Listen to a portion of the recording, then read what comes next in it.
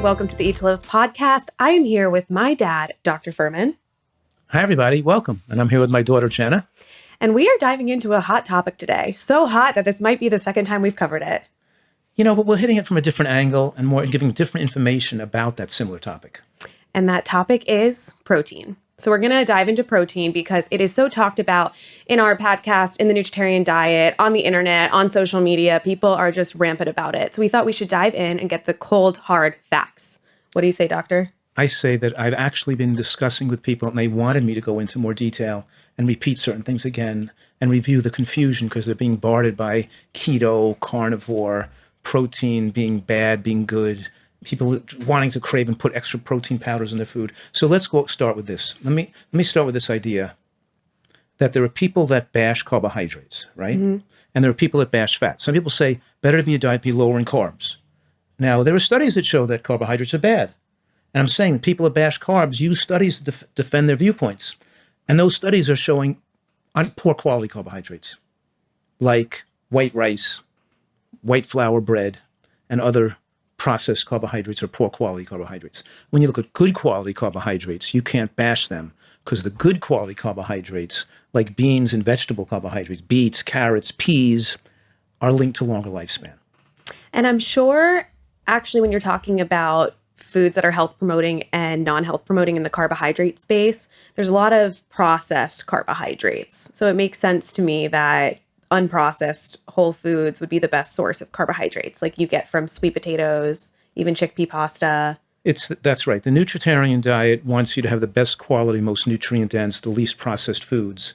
So you're choosing the best carbohydrates, the best fats, and the best proteins. Now, people who bash fat, every study they point to bash fat are American-style fats, which are animal fats and butter and oils.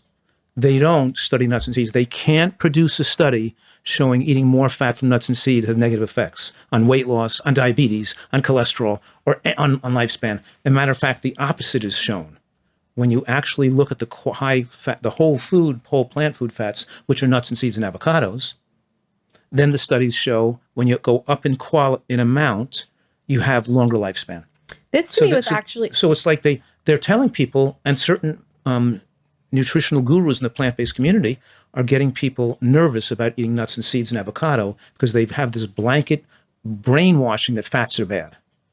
That was what I was just going to say is really surprising to me. I don't know if it's just my circular world, but when I go out to plant-based restaurants like Cafe Gratitude or Trilogy in La Jolla, there's a bunch of options where they put like quinoa, sweet potatoes, load on the cashew sauce, avocado, right. All these things that are really good fats that I'm so excited to eat, and they make me feel so nourished and full. So I'm very surprised to hear you say there are people that are actually cautioning against that.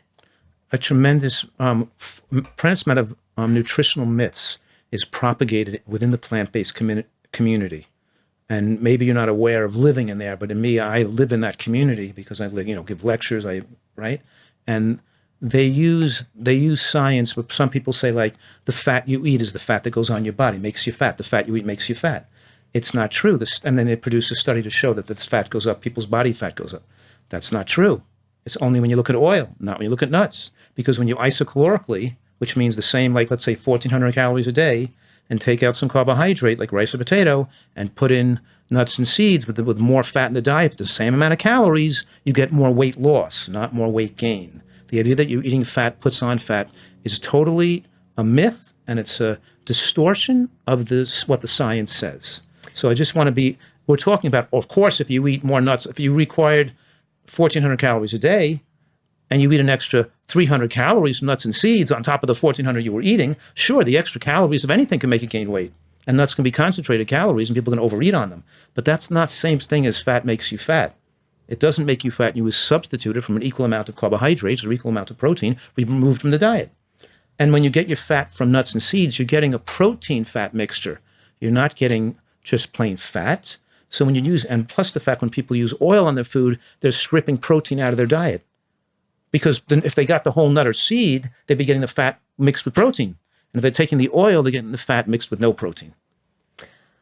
Wow, you just said a lot of questions, and now I got lost for a second. what I was going to say originally is that it is easier for me not to overeat when I have those healthy fats in there. And I kind of dumb it down in my own language to just, I really do believe there are good fats and bad fats, and the good fats help me feel satiated and full. And kind of like you say, they let the bad fats slide off your body. Like that visualization really helped me. And I feel like once you start eating it and feeling so satiated, it makes you believe that, hey, this must be good for you. Yeah, and it adds like flavor and enjoyment to your meal. Totally. Like, how can you it's like Dry. I feel like everything would be really dry. But the other issue is here that I'm making is that this extreme low fatism is not good for your long-term health. It increases risk of cardiac arrhythmia. The myocardium cells, the heart cells, need fat to stabilize the rhythm. And the idea that it's better to cut out fat to reverse heart disease is actually the opposite. It's better to include some healthy fats to reverse and prevent heart disease because it makes the heart more stable. And I published a study on that. I have a study. I was. Well, I have. You have a lot of studies in front of you. A lot of studies in front of me. Maybe I didn't bring that one out, but maybe I have it here. No. Well, anyway, I published a few studies. I don't have it here. One on the fact that a nutritarian diet with the diet is fat adequate was able to take about 450 people, showing their blood pressure reversed more than any study I'm aware of in the medical literature. That it dropped the systolic blood pressure 26 points while the medications were withdrawn. Not only that, but then I also gave multiple cases of very advanced heart disease, people in heart failure, irregular heartbeats, advanced blockages, that show that they recovered their health using a nutritarian diet, dramatic reduction, dramatic improvement and resolution of severe heart disease using nuts and seeds. And I gave a study published again in the International Journal of Disease Prevention and Reversal, showing with more than 60 different references how it's healthier to be on a diet, even when you have advanced heart disease, that includes nuts and seeds in it, includes fat in it, and all the detrimental effects you have when you cut fat out. But one of the main detrimental effects is you don't absorb nutrients as well, fat-soluble nutrients as well. You get tremendous increase. But the next thing is it doesn't support the production of hormones and immune system function and longevity proteins, maintaining stem cells, and maintaining telomeres as we age when your diet gets too low in fat. So it accelerates aging and increases risk of all-cause mortality and reduces immune surveillance. So our body needs fat. And this idea that fat is evil is incorrect. And so we're talking about nuts and seeds as superfoods that benefit our long-term health. People don't know this, but you are actually a poet as well, right? What is that? What we're talking about? Just wait for it. Wait for it. You like to rhyme, right? Mm-hmm. You do have a blog article called Nuts and Seeds Melt Heart Disease, which is a nice rhyme. I don't know if you did that on purpose. So a little mantra for you is nuts and seeds melt heart disease. Yeah. Good. So I think that's important to recognize. But what's also cool is I've seen that change happen firsthand. It is very cool to be visibly seeing this stuff at the Eat to Live retreat. When you've had guests come in who, instead of getting triple bypass surgery, they've come to the retreat and you put them on a nutritarian diet and they're losing weight, their heart disease is improving. It's just their cool to see it. Their diabetes goes away in 2 weeks. They're off their high blood pressure goes away in 3 weeks. Right. Their chest pains go away. They get well so quickly and so predictably because the diet is encompassing so many beneficial factors. Mm-hmm. And then transitioning into this idea of protein, because people bash protein too, because they say that too much protein is bad. And it's true. Too much animal protein is bad. But the thing we're talking about today is that just like the body needs fat, it needs protein. And the design of the plant-based diet is important to assure protein adequacy. And the idea that you can just eat anything you want and you get enough protein is not true, because you could have a macrobiotic diet. You could have a fruitarian diet with too much fruit because fruit's too low in protein if you're eating mostly fruit. Some of these raw food diets are too high in fruit and avocado, and they're not eating any cooked beans. They're not, and their diet may be low in protein, especially as they age, because as we pass the age of 60 to 70 to 75 to 80, the amount of protein we absorb from the food we eat goes down, and our protein requirements go up, not go down. And therefore, some of these people who are thriving in their 40s and 50s will find they have immune suppression and failure to thrive as they get older. And I'm mentioning this, it's so important, because so many people have turned back from eating plant-based or vegan diets due to failure to thrive, because they're eating the wrong type of diet.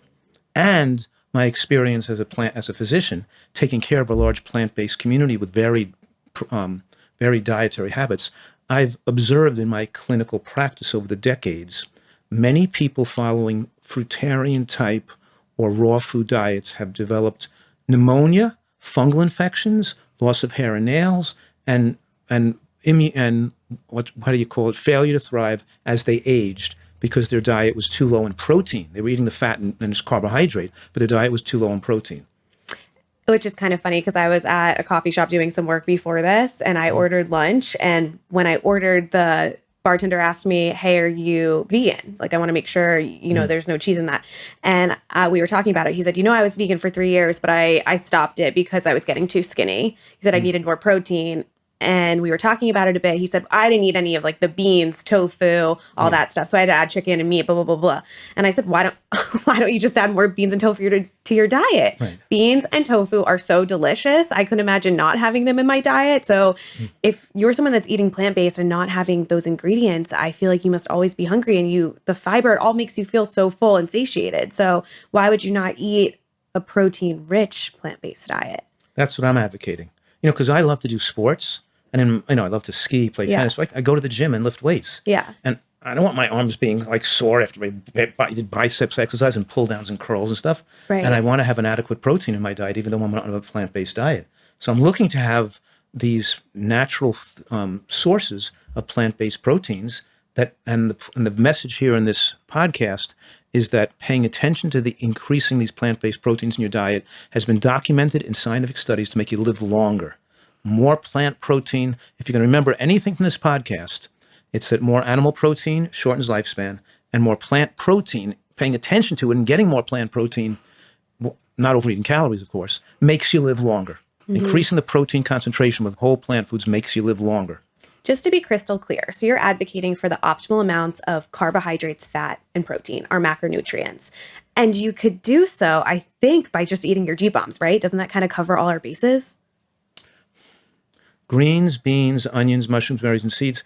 Yeah, but it's a little lacking because the G-bombs don't cover all the things you may want to eat. Carrots, beets, peas, sweet potatoes. Of course. Intact oatmeal. It didn't give you everything you might want to eat. It just gives you, because the G-bombs is just focusing on those 6 foods that have the most scientific evidence to prevent cancer. So, right. Yeah. But when I was thinking about these foods, like what I shop for at Whole Foods or the grocery store, is it's really like the produce section. Like everything is game on in the produce section. You got your herbs, you got your garlic, you got any vegetable has some unique properties that are good for you. And some are higher in carbs, some are higher in fat. Like whether it's the avocado or the sweet potato, whatever you're mixing at the grocery store in that Whole Foods section is good for you when it's not processed. Then you have your packaged foods and all that crap that you might want to not associate with. Sure. But it's like, I love the fact that it's not so limiting, even though you're talking about these ratios and how you want to mix what's good, what's this, the optimal amounts. I feel like I'm not restricted or limited. I just like eating nature's food in these mixtures and bowls that I love. That's cool, because I'm saying that it's people that fat is bad and they cut too much fat out of the diet. Bad. Mm-hmm. People who put too much, carbohydrates is bad. They cut too much carbohydrate out of their diet. They want to be keto. Yeah. Or they want to be zone. The zone is 40-30-30. 40% carbohydrate, 30% fat, 30% protein. Keto is 70%, is less than 30% protein, 30% fat. I'm sorry. The keto is less than 30% carbohydrate. Yeah. So it's like 20% carbohydrates, 30% fat, and 50% protein. 50-30-20, something like that, or 40, something in that range. They want to keep carbohydrate really low. Maybe fat's the most thing they eat, like 50% fat, 30% carbohydrate, or 20% carbohydrate after 50% fat, leaving 30%.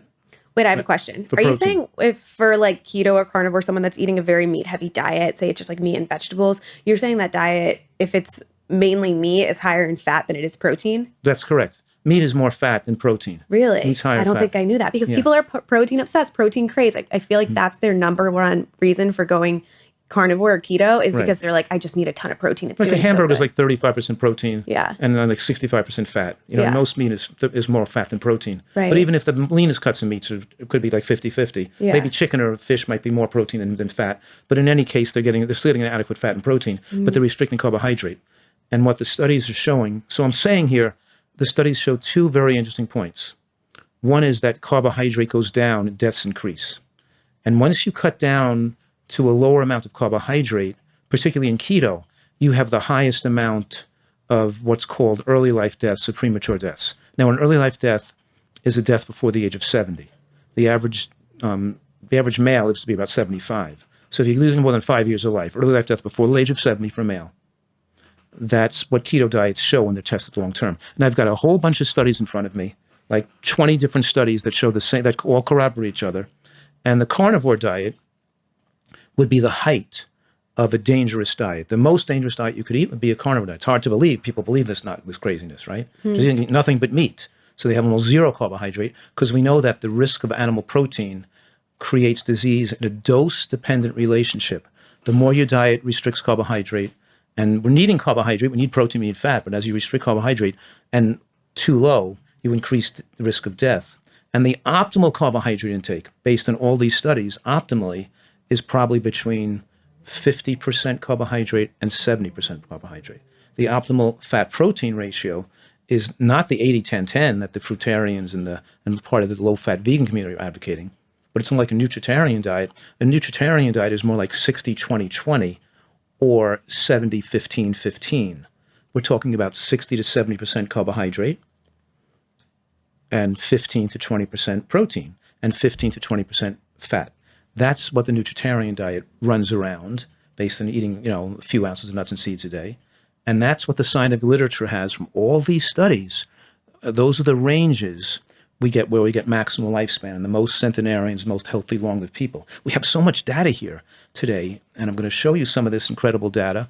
But the point I'm making is it's pretty interesting because it shows that there's an optimal carbohydrate range, there's an optimal fat range, and there's an optimal protein range for longevity that people don't even have never heard of or are not considering because the advice they get from these people speaking at all these conferences and lectures and they are not accurate. So for someone that might not know about your recommendations or your diet, how do they put that 80-15-15 or 80 it would be 70-15-15. 70-15-15 or 60-20-20. 60-20-20. Okay, 60-20-20. How do you put that into practice? I get your point. You don't have to be a scientist to put it into practice. Yeah. You just have to, because when you're eating whole natural plants, they already have this kind of ratio. If you're eating maybe a half an ounce to an ounce of nuts and seeds with each meal, that means 1.5 to 3 ounces of nuts a day is what you and I probably eat, which is that puts us in that range. It's like a sauce, an avocado. Yeah, it's the right amount. And you don't want to eat more than an ounce of nuts and seeds with each meal anyway. That's about the right amount. You're overeating. That doesn't mean, LeBron James or, a big 6'10", 250-pound athlete who's that big isn't going to eat more food because they eat more calories. They're not limited to 3 ounces of protein. And when I was a competitive athlete in figure skating, and my job was to exercise all day. And then I had to eat like 4,000 calories a day. I had double the amount of food I had to eat then. I think Mom says like the whole back of your car was packed with food. Yeah, I'd have like a bathtub full of food in the back of my car because I was training all day long. Yeah. So then I had to eat like 6 to 8 ounces of nuts and seeds a day. I had to go to class in college, and I had to be eating sunflower seeds during the class because I had to go back to training again. Yeah. And I didn't want to, I had to keep my weight, So then I ate a lot more. But just for most of us average people who exercise, an hour a day or a normal amount a day, then, about half an ounce to an ounce with each meal, or about 1 ounce. I consider 1.5 ounces a day of nuts and seeds to be the minimum because in the Seventh-day Adventist Health Study 2, this study published in 2018, with more than 80,000 participants, is such a fascinating study because this diet where people were in the Seventh-day Adventist population, they're already eating a diet that's more plant-based, less animal products.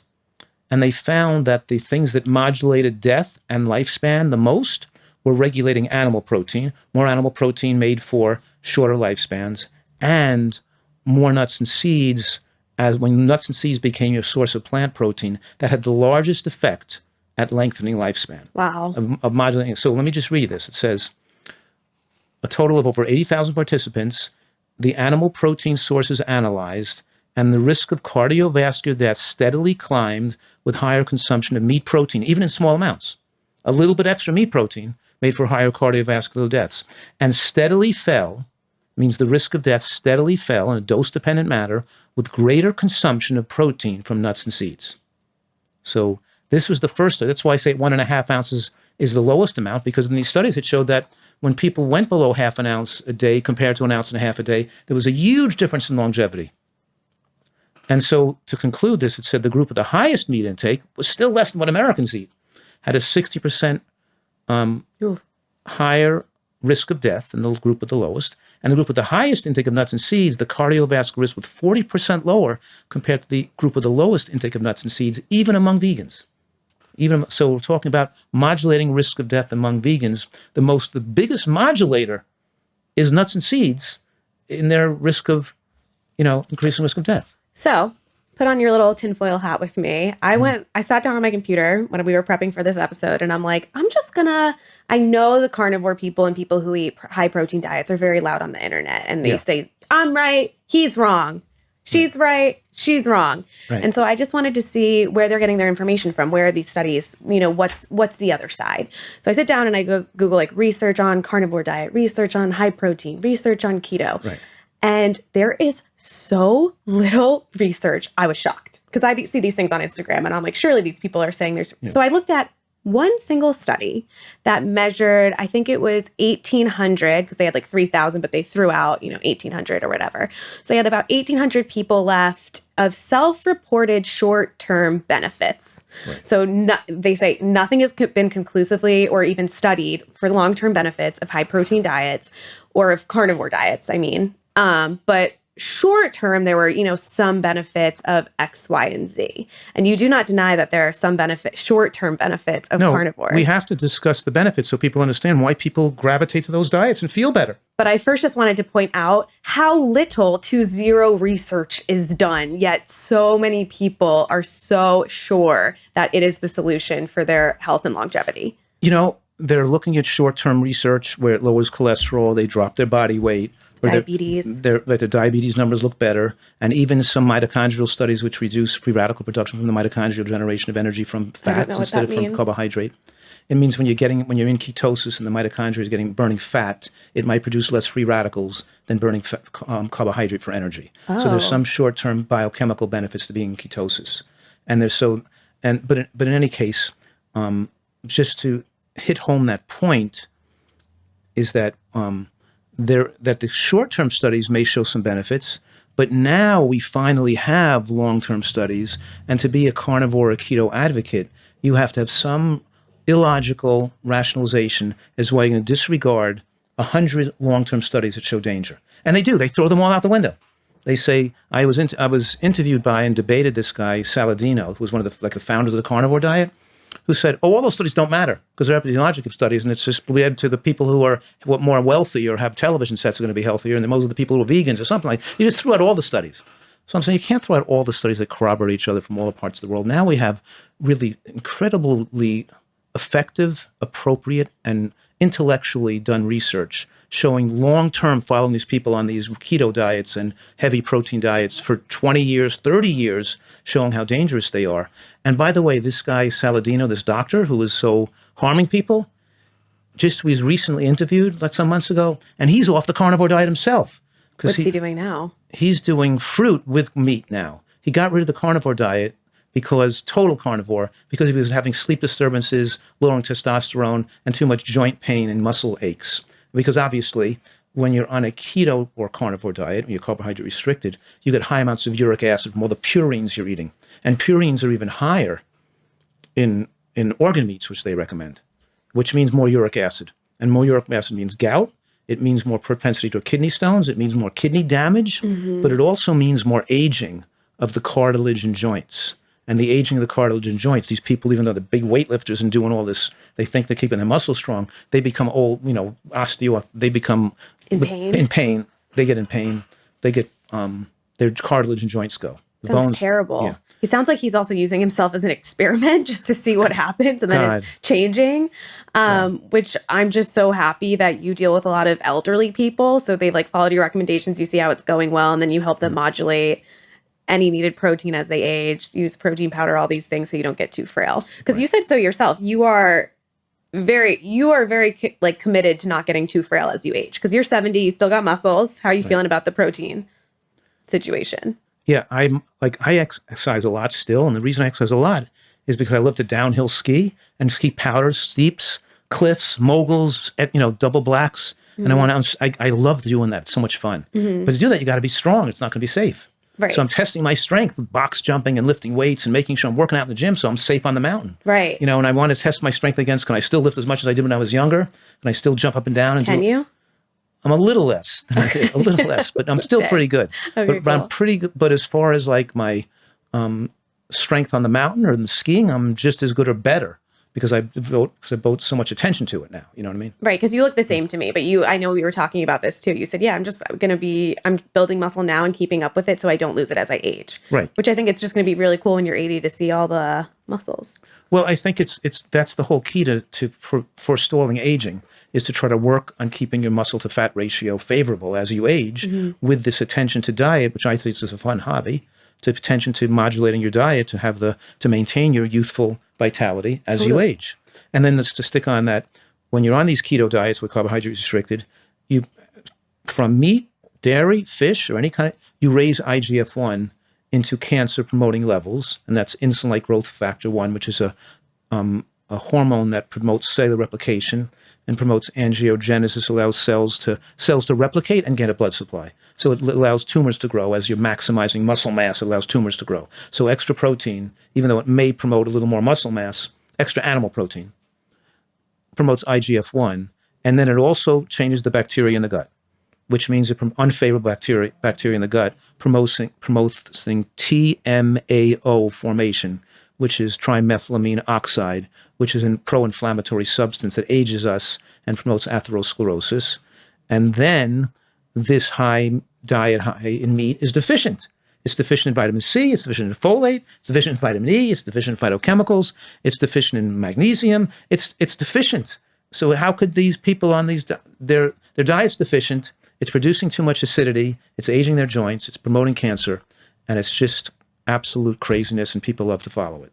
I am actually surprised because I feel like that's their number one best point is like it has all the vitamins and minerals you need, all the amino acids. It is not deficient. So I'm actually shocked right now to hear you call out these nutrients that it's deficient in. Folate only comes from plants. Vitamin C comes from plants. Vitamin E comes from plants. Vitamin, all these things come from plants. And you hear on the internet, actually, people are now saying there's like posts on it. People believe it that plants have nutrients or anti-nutrients and like a poison for you, essentially. Yeah. Right. So, I mean, all animals, like humans from the beginning of time have been eating berries, plants, and primates. We're primates. Totally. Which fully eat plants, right? And we have the undeniable data.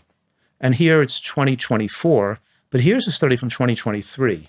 Let me just give you the title of this study.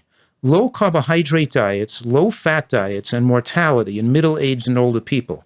A prospective cohort study. They divided people into cohorts and a median follow-up, of 23.5 years with more than almost 166,000 deaths. Imagine the amount of people you have to follow to get 165,000 deaths. They have to follow like 1 million people to get 165,000 deaths. Okay, so they were able to categorize all these huge amounts of people over 25 years. This is an incredible study published last year. It's just phenomenal. Okay, and research categorized people as eating either a healthy or unhealthy low-fat or low-carb diet. And what do you think they found? Of course, what they found. All these thousands of people and hundreds of thousands of deaths. What they found is that low-carb diets contribute the most to early life deaths below age 70. Really? With people on keto diets, 28% more likely to die of any cause. Really? Any cause of cancer, heart disease, take your pick. Participants on an unhealthy low-carb diet, that means not carb, more unhealthy, low carb, more unhealthy proteins like more meat and bacon and processed foods, increase their mortality risk by 38% every year. 38% increased risk of death every single year they will follow. These people were dropping off like flies. Yeah, it's frankenfood. It's just craziness, right? It's not real food though. It's manufactured in a plant that is filled with sugar and all these processed stuff. Well, we're talking about animal products here. We're talking about processed foods as well. No. I thought that was 38% over the years. No, participants on low-carb diets, when they were on unhealthy low-carb, which unhealthy low-carb means they were having more red and processed meats. Oh, I thought you meant like sugar candy. Okay. No. But okay, so that's one aspect. And then we have other studies coming out, pretty much the same thing, with the same effects It's right, I think it's right here. This study coming out in the Lancet. This is really interesting. Okay. Coming out in 2018. Okay. People who had the lowest amount of carbohydrates had the highest amount of premature death. Yes, true. But people who got more than 70% of their energy from carbohydrates also had a higher risk of mortality.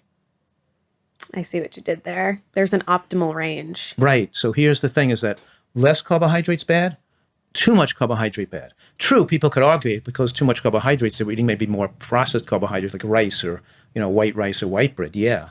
But still, when they went and analyzed all the long-lived societies and long-lived populations, they found there was an optimal carbohydrate range in the blue zones as well, and the optimal fat range. So we're saying here, and then the people that lived the longest, who were the people? So this is published in the Lancet, 2018. The title of this study is Dietary Carbohydrate Intake and Mortality, a prospective cohort study and meta-analysis of all the studies, right? And they follow the eating patterns of like more than 500,000 people around the world, like 500,000 people we're talking about. And they found that when you replace carbohydrates with animal products, more death, but both high and low carbohydrates were associated with increased mortality. The sweet spot of the longest life were mid-ranged when people got more protein and fat from high-quality carbohydrates like beans and high-quality proteins like nuts and seeds. So beans and nuts and seeds were the major factor modulating death here and life. More longer life, less life. Okay, so it says, source of food, the whole plant foods, modified the association between carbohydrate intake and mortality. What that means is that this tracking of carbohydrates and mortality showed up because people had either restricted carbohydrates too low, or when they went too high, they didn't use whole food sources of carbohydrates. Totally. Because whole food sources of carbohydrates have protein and fat in them, except for fruit. So fruit is the only whole plant food that isn't high in protein. The other plant foods, there are 5 of them: intact grains, vegetables, beans, nuts and seeds. I'm missing one, I guess. Is there 4 now? Intact whole grains. I guess there's only 4. Intact whole grains, vegetables, nuts and seeds, and beans.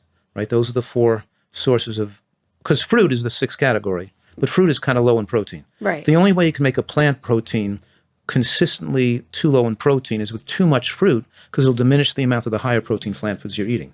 So as your diet moves towards fruitarian, an excess of calories from fruit, lowering the amount, pushing off your plate those higher protein plant foods, then your diet can become too low in protein as we age and require more protein.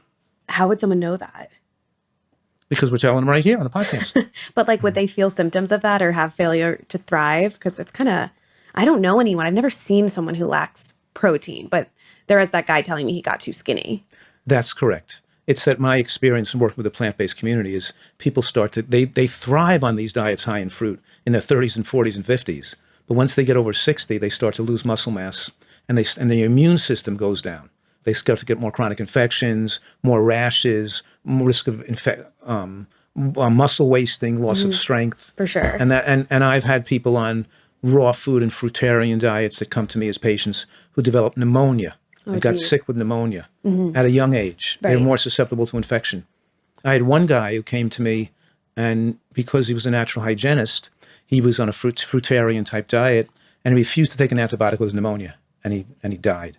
So sad. Yeah. He came in and I said, you got to rush to the hospital and get on an antibiotic immediately. You've got a pneumonia, And the time he went to the emergency room was too late. They got there alive, but he died in the emergency room of pneumonia. And he was a healthy guy, a young, healthy guy on a fruitarian diet. Right. You must never see these young, And so many of these fruitarians in their age, they get funguses on their fingers and nails, and on their really. So there are signs. Yeah. There's signs, fungal infections and more infections, and lack of ability to maintain muscle mass. You know what I mean? What I wanted you to explain, which has always been kind of crystal clear to me because we've talked about it so much since I was 14 years old, is plant protein for a longer life. I get that.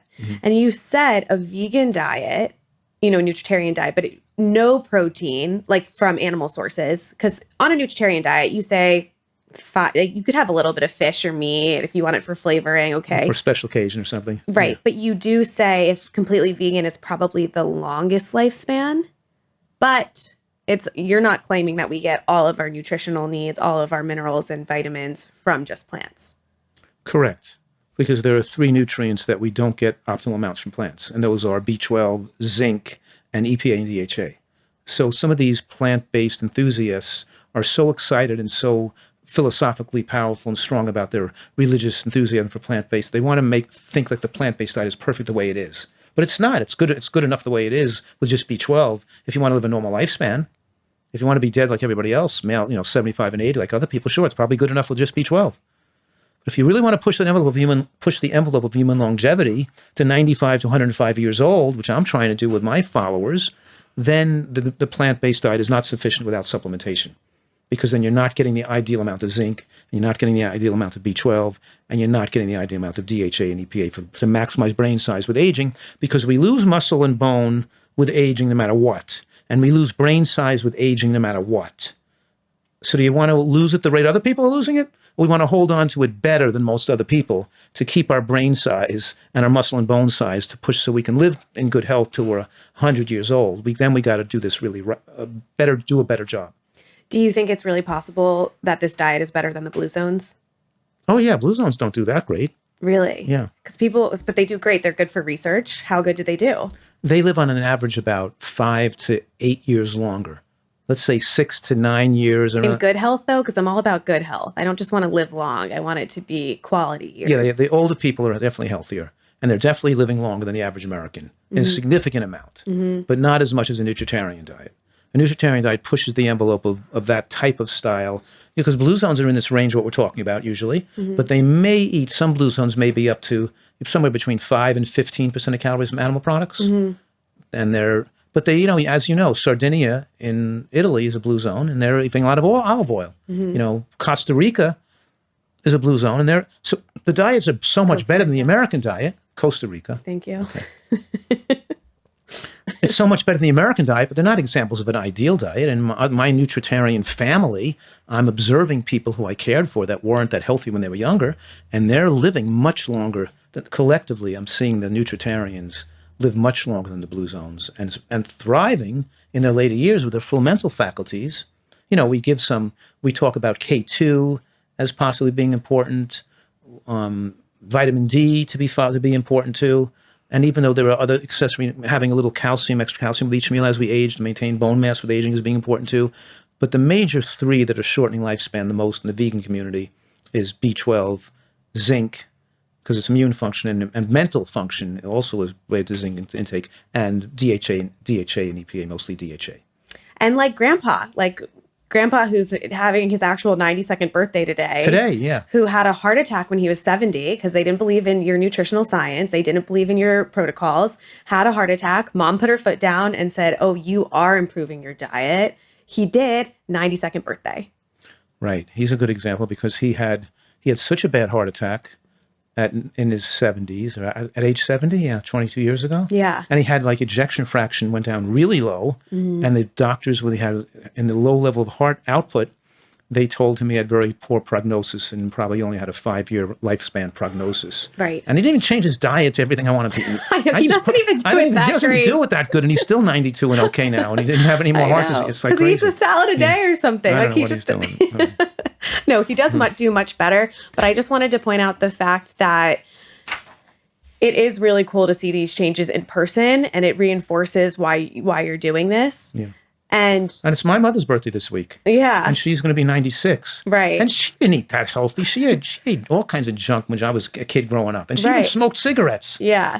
And now that she got older, I forced her to do this because she's living in a neighborhood. She eats with us now. And so she has a full mental faculty. She drives. I know. She does that. And she's very sharp mentally and plays games and plays cards and plays all these, but in any case, she's 96. Her birthday's this week, and she's going to be 96 years old. Right. It's inspiring that we have these people in our lives that haven't had that haven't lost their lives early, that we were able to get a lot of more memories. And I just want that for so many other people, because people don't deserve to have their loved ones or their lifespans themselves ended early. It's just life short as it is. I know. They're losing more than 20 years of potential enjoyable life. Right. And they're afraid to be that healthy or live that long because they think their life's going to be not going to be a good quality of life to live that long. But it's not true. Us nutritarians, we're seeing it. These people are living longer with a great quality of life. Right. So that's the difference. People are just so afraid to give up their meat, and they it's instilled in all of the propaganda, media. They like the taste of it. You can get it easily at restaurants, and they don't want to hear that meat's bad for you. But what's the one thing you always say? You always say that I'm just the messenger. I love when you say that. I'm like, do whatever you want. I'm not your mother. That's what I said. In medical school, people would like hide their candy bars behind their back when I walked up to sit in my seat. And I'd say, I'm not here to tell you what to do. You could learn from me and we could talk about it, but I'm not going to. You're just reporting on the nutritional studies. You do whatever you want to do. I'm not your mother. You always said, I'm just reporting on nutritional science. Don't be mad at me. Totally. But I'm not knocking people who do it, people want to believe what they want to believe. Yes. And you know how their bad nutrition makes their brains not even function well. So so we're talking about, the craziness of people wanting to be on carnivore diets. They'll take any kind of information and they'll want to believe that, and they just lose their ability to think logically. And really what it comes down to is education. At least you look at the education, look at the studies, because you don't have a choice if you don't know. But now that you know, you have the choice. You could feel empowered to make the decisions to choose plant protein over animal products, to choose health promoting foods, spend more time in the produce aisles, all that stuff. But it all starts with education and knowing you have options. Right. Let me give you an example of some high protein foods right now. Some really super high protein foods. Plant protein? Yeah, plant protein. Got it. Because that's the key here. So the message here is more plant protein intake extends lifespan. Mm-hmm. Even among plant foods, paying attention to protein does matter. Mm-hmm. But it's not. So you got to get more plant protein. So lentils and beans, more than 15 grams of protein per cup. That's a lot of protein. 50, Okay. Edamame, 20 grams of protein per cup. That's a huge amount of protein. Hemp seeds, 10 grams of protein for just 3 tablespoons of hemp seeds. That's a huge amount of protein. We're talking about protein, broccoli, 10 grams for 2 cups of broccoli. That's like a little box of frozen broccoli, a small box. Pumpkin seeds, 13 grams for 1.5 ounces. Almonds, 10 grams, 1.5 ounces. We're talking about these plant foods, mostly beans, seeds, green vegetables, and nuts. So green vegetables, seeds and nuts, beans and legumes are your highest protein plant sources, and enables us to design a diet with adequate protein for the elderly people who require more protein. Mm-hmm. And to give anyone a longer life. Didn't you say start now? Yeah, absolutely. This is what we're talking here about, all the studies on protein and lifespan. Mm-hmm. And these studies are all corroborative they corroborate each other with a high degree of accordance, which the high degree of accordance means they all show the same thing. So now that we're talking about, we don't want our diet to be higher in animal protein. We do want it to be higher in plant protein. And just for the people that have I've seen this question so many times, am I too late? Should I change my diet or am I too late? If you are living, breathing, speaking, writing this message, you're not too late. Well, they're alive, so they could live better. They could maintain better health. They could even get healthier if they're alive. Yes. Once they're dead, they can't get healthier. Right. But that's what I'm saying. If you're writing this message, you're not too late. So there's always time to change and improve your diet, improve your life and health span. Right. Living. If you are going to live, why not live the best you can? Be the healthiest version of yourself possible. If you're going to stay alive, then do it right. Absolutely. So we gave people more insight to protein and also the other macronutrients that are required for a long, healthy life. Let's talk about the next podcast and go into fat with a little more depth. I love it. Okay. Until next time. Adios. Bye.